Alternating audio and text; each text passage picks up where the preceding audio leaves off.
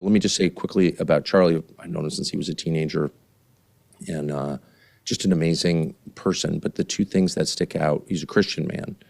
And we talked about that a lot, including, just the other day. There's a lot of pressure on public people who run huge, $100 million a year nonprofits, and there are a lot of pitfalls and traps. That's why so many of them are destroyed. And Charlie really did, without, betraying details, like he walked the line for real. It was the topic of many conversations between us, because I've seen so many people destroyed. Most people are destroyed by power, and he wasn't. And I just really admire that. I mean, to his last moments, in order, he cared about God, his wife, and his children, and then his country. So, and that was totally real, completely real. Mm-hmm. I can affirm that because I just talked to him about it so much. And I admire that, and he was a model, really. I mean, he didn't have hate in his heart. And it was funny, and again, it's one of the reasons I couldn't stop looking at these videos last night. People were describing the opposite of what he was. He was filled with hate. No.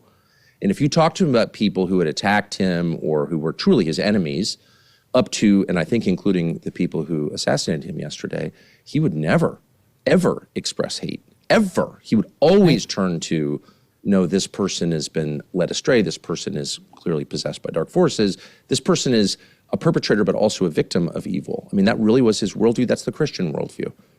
And he expressed that in public and especially in private.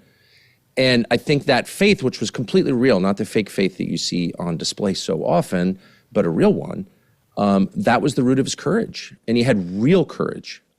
He loved being with people who disagreed with him, not theoretically with them, but physically with them, like close enough to smell. He would wait right in the middle of I could tell you a million stories that I saw. But that was absolutely real. Like, he loved people, even people who hated him. And people he loved, he was the rare person who was willing to tell them what he thought was true. I mean, he really believed, as a political matter, by the way, that, I don't think he had animus toward anybody in no other country, but he really believed in his own country and the obligation of his government to stand behind his country. He was truly America first in the nicest, most decent, non-ideological, but sincere way.